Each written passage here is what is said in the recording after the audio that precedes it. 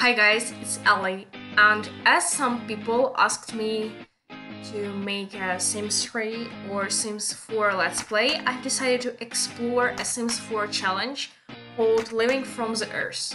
The main points are we create our sim, build him or her, in my case it's a girl, so we build her a little house or cottage, but the most of the lot has to be free for the gardening. TVs and computers are not allowed. We have a big garden to grow crops, lots of big trees, and the idea is to make a cozy small cottage. We can also buy a woodworking bench since it will be one of the ways to make some extra income. So far, painting and writing is not allowed because it allows our sim to make money really easily. We have no job, and when we get married, our spouse will have to quit their job to help us look after the farm. And also our sims are encouraged to have as many kids as possible, 3 at least. Our sims must have natural aspirations, but after they achieve them, we can choose any aspirations we want, but not the ones that require us to have a job. We have only a single bed, a woodworking bench, and we can expand the bedroom only when we're married, so the spouse can move in. That sounds really easy, but I've already played of a similar challenge before, maybe 3 months ago or something, and I already know there will be some really hard challenges to go through.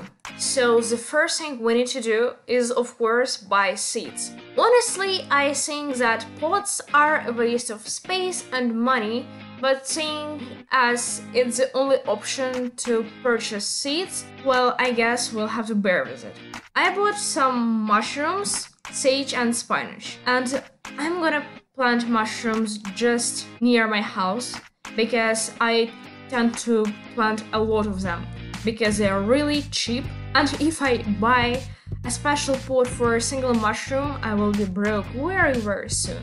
My favorite part of gardening is trees. I adore gardening.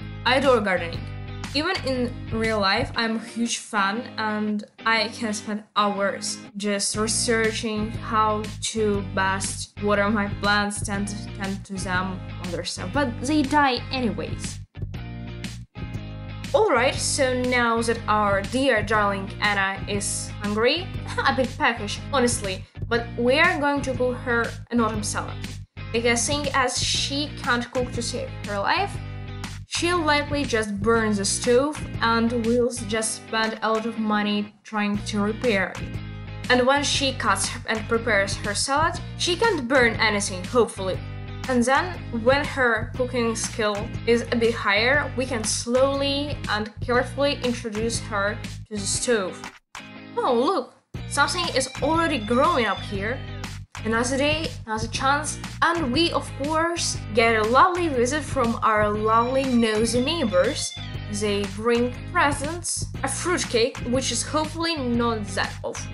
We will of course try and socialize a bit, so in some time we have an opportunity to call somebody to chat and we won't die from boredom or loneliness.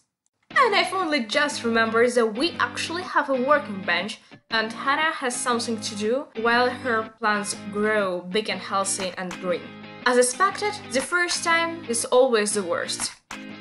Alright, so I've just noticed some flowers, some really pretty roses growing around our house. And I decided, why not, Anna? It's time you get out into the world, collect some new plants, some gems, some frogs, why not? And now it's time to actually plant all the things we found. Now, in my mind, I already see the map of our garden, like the section with vegetables, with fruits, with flowers, and with herbs.